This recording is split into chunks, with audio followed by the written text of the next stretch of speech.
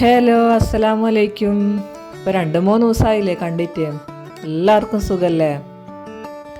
അപ്പോൾ മുളക്കൂമ്പ് കറിയാണ് കേട്ടോ ഒന്ന് വെക്കുന്നത്.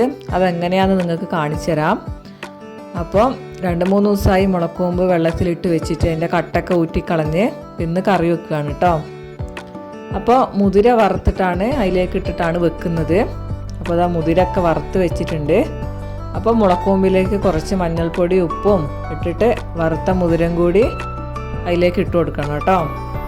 ഇട്ട് കൊടുത്തിട്ട് നമുക്ക് അത് വേവിച്ചെടുക്കണം.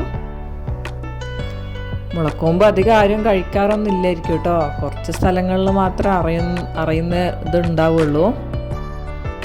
അപ്പോൾ ഇനി അതിലേക്ക് വേണ്ട അരപ്പ് നമുക്ക് അരച്ചെടുക്കാം. അപ്പോൾ തേങ്ങയിലേക്ക് മല്ലിപ്പൊടി, മുളക് പൊടി, കാശ്മീരി ചില്ലി, 2 വെളുത്തുള്ളി, 1 ഉള്ളിക്കഷ്ണം, മഞ്ഞൾപ്പൊടിയും പെരിഞ്ചീരകവും കൂടിയിട്ട് അരച്ചെടുക്കാം. അപ്പോൾ അരച്ചെടുത്തിട്ടുണ്ട്. അപ്പോൾ നമ്മളെ മുളക്കൂമ്പ് വെന്ത് വന്നിട്ടുണ്ട് കേട്ടോ. ഇനി നമുക്കതിലേക്ക് ഒഴിച്ചു കൊടുക്കാം. എന്നിട്ട് നല്ലോണം മിക്സ് ചെയ്ത് കൊടുക്കുക കേട്ടോ. ഇനി തേങ്ങയുടെ പച്ചമണം മാറുന്നത് വരെ നമുക്കൊന്ന് തിളപ്പിച്ചെടുക്കാം കേട്ടോ. അപ്പം ഇത്രയേ ഉള്ളൂ കേട്ടോ. വലിയ പണിയൊന്നുമില്ല, വേഗം ആവുന്നതാണ്.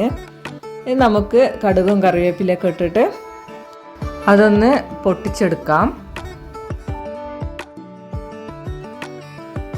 ഇത്രയേ ഉള്ളൂ കേട്ടോ. വഴിമുള, ആണ്ടാമുള എന്നൊക്കെ പറയും. മുളക്കാമ്പ് കറി ഇത്രയേ ഉള്ളൂ. അപ്പോൾ എല്ലാവരും എൻ്റെ വീഡിയോ സബ്സ്ക്രൈബ് ചെയ്യുക, സപ്പോർട്ട് ചെയ്യുക. നല്ലൊരു വീഡിയോ ആയിട്ട് അടുത്ത ദിവസം കാണാം. ടാറ്റാ.